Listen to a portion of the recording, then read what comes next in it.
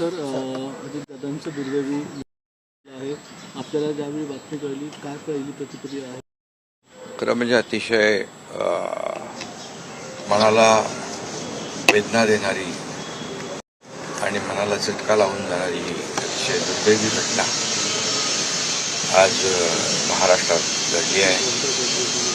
खरं म्हणजे असं कुणाच्या स्वप्नातही वाटलं नसेल की अजितदादा एवढ्या लवकर आपल्यातून जातील. ही महाराष्ट्रासाठी अतिशय दुःखद आणि दुर्दैवी घटना अजितदादांच्या जाण्याने झालेली आहे. खरं म्हणजे अजितदादा गेले अनेक वर्ष या महाराष्ट्राच्या राजकारणात नेतृत्व करत होते आणि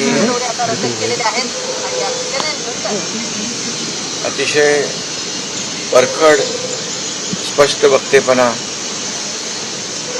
आणि प्रशासनावर असलेली त्यांची पकड आपण पाहिलेली आहे. प्रत्येक गोष्टीचा त्यांना बारीक अभ्यास करून बोलण्याची सवय होती आणि परखड स्पष्ट वक्तेपणा, निर्भीड, रोखठोक बोलणारे असले तरी सुद्धा त्याला चूक म्हणणारे असले तरी सुद्धा अतिशय मनाने ते निर्मळ होते. याचा अनुभव मी स्वतः घेतलेला आहे. त्यांच्यासोबत मी मंत्रिमंडळात देखील काम केलं.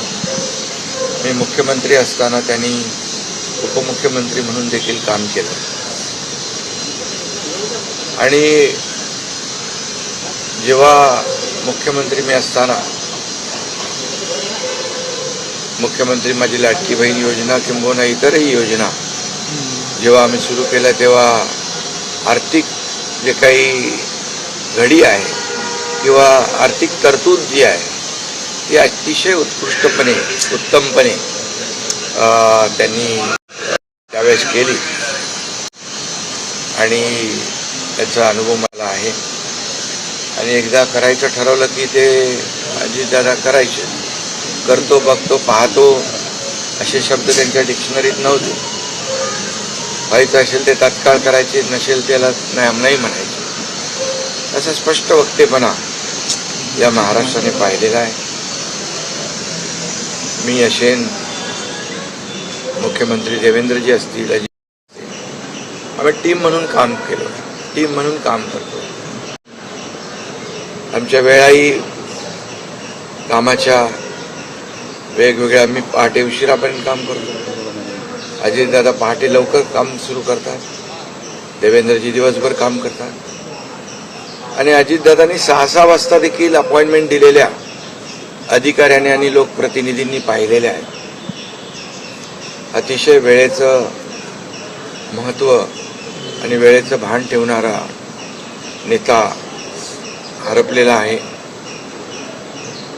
खरं म्हणजे काल परवाच आमची एका कार्यक्रमामध्ये भेट झाली. सरन्यायाधीश आपले भारताचे मुंबईत आले होते आणि ते येण्यापूर्वी आम्ही तिथंच एका चेंबरमध्ये बसलो होतो आणि त्यावेळेस झालेल्या चर्चा, गप्पा गोष्टी, आजही सकाळी जेव्हा मला त्यांची ही घटना कळली तेव्हा तेच समोर त्याच आठवणी काल परवाच्या येऊ लागल्या. खरं म्हणजे माझ्यापेक्षा ते राजकारणात देखील अनुभवी नेते, गेल्या अनेक वर्षापासूनचा त्यांचा अनुभव, वयाने देखील माझ्यापेक्षा ते मोठे होते माझ्या आणि अनुभवाने देखील. आणि म्हणून त्यांना राज्यातल्या अनेक विषयांचा गाढा अभ्यास होता. अनेक विभाग त्यांनी हाताळले होते. याचा राज्याला फायदा होत होता. मंत्रिमंडळात देखील ज्यावेळेस काही विषय यायचे त्यावेळेस आपल्या राज्याची आर्थिक परिस्थिती अशी आहे, आपल्याला सर्वांना काटकसर करावी लागेल, अशी अगदी निर्भीडपणे सांगणारे अजितदादा देखील आम्ही अनुभवलेत. शिस्तीचा नेता म्हणूनही आम्ही अनुभवलेला आहे. आणि त्यामुळे त्यांच्या जाण्याने फक्त पवार कुटुंबियांचंच नाही तर संपूर्ण महाराष्ट्राचं न भरून येणारं नुकसान झालेलं आहे. आणि माझ्यापेक्षा वयाने मोठे असल्यामुळे एक जी काय आमची गेल्या अनेक वर्षापासूनची जवळीक निर्माण झाली होती, त्यामुळे राजकारणातले आम्ही तिघजण एक टीम म्हणून काम करत असलो तरीसुद्धा एक मोठा भाऊ हरपल्याची गेल्याची भावना देखील दुःख देखील माझ्या मनामध्ये आहे. आणि मी त्यांना भावपूर्ण आदरांजली अर्पित करीत असतानाच मनामध्ये फार दुःखाच्या भावना आहेत. त्यांचं कुटुंब हे दुःख पचवण्याची क्षमता डोंगरा एवढं दुःख आहे. ही क्षमता ईश्वराने त्यांना प्रदान करावी. कुटुंबाचंच नाही संपूर्ण महाराष्ट्र झालेले सर्व रद्द केले दौरे तुम्ही देखील चाललेत का त्या ठिकाणी? कशा प्रकारचे ते भेट हा, मी आणि कुटुंबांना? मुख्यमंत्री देखील आम्ही जातो आहे. आमचे सहकारी आमच्यात गेले त्याचं दुःख आहे. जे सभा होत्या त्याही आज आम्ही रद्द केलेल्या आहे. सर, एक विचार असं वाटतं की तुम्हाला उल्लेख केला की 2 दिवसांपूर्वी त्यांच्या जवळपास 1-1.5 तास तुम्ही बसलेले होतात, दोघं खूप गप्पा झाल्या त्या चेंबरमध्ये. असं काही एक त्यांच्या किंवा मंत्रिमंडळात देखील असताना अशी काही त्यांची इच्छा, एखादी योजना किंवा एखादं त्यांना करायचं होतं ते तुमच्याशी त्यांनी शेअर केली, आपण हे करूया मिळून महाराष्ट्रासाठी, असं काही? नाही, आम्ही आतापर्यंत एकत्र जेव्हा तेही उपमुख्यमंत्री होते तेव्हा मी मंत्रिमंडळात, मी मुख्यमंत्री असतानाही उपमुख्यमंत्री होते, आता देवेंद्रजी मुख्यमंत्री होते. जे काही निर्णय आम्ही घ्यायचो ते निर्णय मिळूनच घ्यायचो. आणि मग एकदा एखादी सूचना आली की मग त्याला तिघांनी बळ देऊन ते पूर्ण करायचं. अजितदादा देखील एकदा कधी असंही म्हणायचे की आपली आर्थिक आता आपली जी काही अर्थव्यवस्था महाराष्ट्राची आहे, काही नवीन योजना केल्यामुळे आपल्याला काटकसर करावी लागेल, पण जेव्हा काही निर्णय आपल्याला घ्यावेच लागतील त्यावेळेस मात्र ते मागे हटत नव्हते.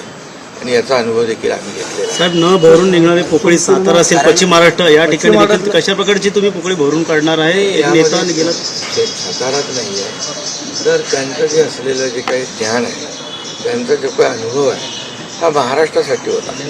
आणि त्या अनेक विभागांचे त्यांनी प्रतिनिधित्व केल्यामुळे मला वाटतं फार मोठं नुकसान झालेलं आहे. हा जो विमान अपघात झाला ज्या प्रकारे, काय वाटतं याची चौकशी व्हायला हवी आणि येणाऱ्या काळामध्ये असे अपघात होऊ नयेत, त्यामुळे बिलकुल याची शेवटी आमच्या जीव याच्यामध्ये गेला आहे. 6 लोक मृत्युमुखी पडलेले आहेत. त्यामुळे या विमान अपघाताची चौकशी नक्कीच व्हायला पाहिजे, नक्कीच होईल. कारण अशा प्रकारचे अपघात होता कामा नये यासाठी हे गरजेचं आहे आणि त्यासाठी त्याची चौकशी देखील होईल.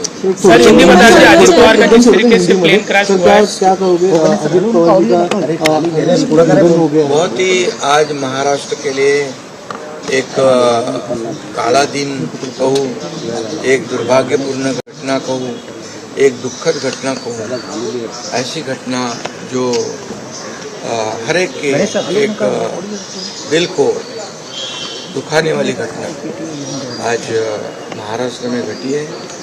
हमारे सहयोगी अजीत दादा पवार जी का प्लेन एक्सीडेंट में दुर्दैवी मृत्यु हुई है. ये हमारे लिए बहुत ही बेहद दुखद है और महाराष्ट्र के लिए भी दुखद है, उनके परिवार के लिए तो बहुत ही दुखद है. और अजीत दादा एक स्पष्ट वक्ता के रूप में जाने जाते थे, एक रोक टोक बोलने वाले. देखता हूँ, करता हूँ, ऐसे शब्द उनके डिक्शनरी में नहीं. जो होना है वो तुरंत करते थे, जो नहीं होना है उसे ना कहते थे. लेकिन वो कड़े शब्दों में कहते भी, लेकिन मन के बहुत अच्छे थे और इसका अनुभव मैंने लिया है।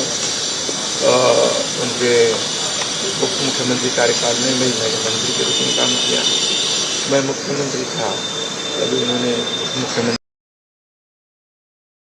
के रूप में काम किया है, तो उन्हें मुख्यमंत्री के रूप में काम किया। टीम बनकर महाराष्ट्र को आगे बढ़ा रहे थे, जिसमें एक हमारा टीम वर्क और हम मेरा काम करने का तरीका देर रात तक काम करता था।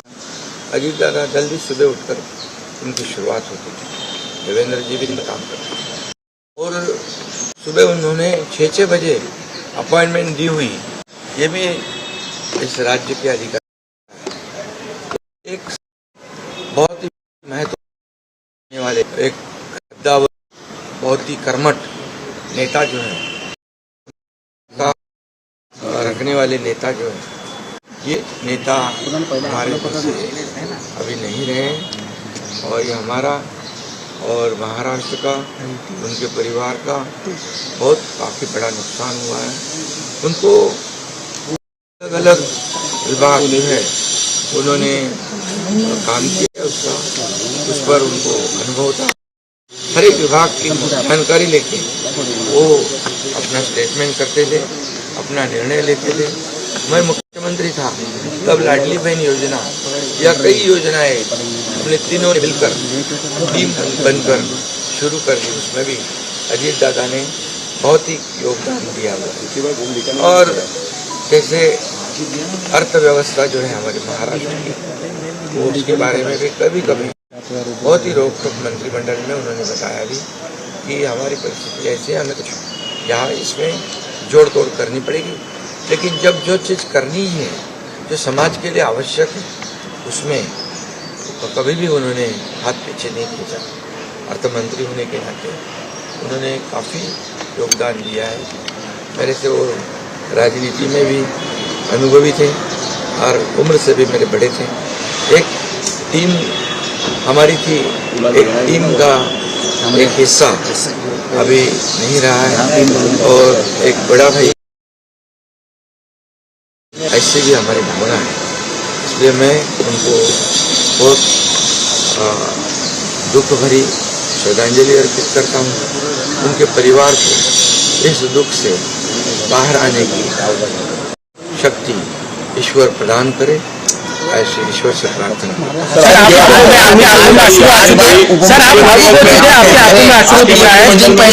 आप भावुक हो चुके हैं, महाराष्ट्र के साथ साथ आप भी भावुक हो चुके हैं, आपके आंखों में भी नम जैसी आंसू दिख रही है। वैसे वो उनका स्वभाव ऐसे था, वैसे बाहर से सबको लगता था बहुत ही कड़क है और रुष्ट है, लेकिन दिल से बहुत काफ़ी वो नम्र थे और निर्बल थे। कई बार देखा है, अनुभव भी किया है। इसलिए ये महाराष्ट्र का एक बहुत बड़ा उनके जाने से जो भर नहीं आ पाएगा। मुख्यमंत्री क्या लगता है पूरे इस तरह की बिल्कुल इसकी जो दुर्घटना हुई है इसकी जांच क्योंकि ऐसी दुर्घटना पुनरावृत्ति ना हो, दोबारा ना हो, इसलिए जरूर इसकी जांच होनी चाहिए। और अजीत दादा की बहुत सारी यादें थी, आपके मंत्रिमंडल में भी उप मुख्यमंत्री थे, आज भी जो है मैंने कहा ना कि जब मैं मुख्यमंत्री था उन्होंने जो हमने फैसले लिए, निर्णय लिए समाज हित के लिए, उनका योगदान उसमें रहा है, ये कोई नहीं भूल सकता। चला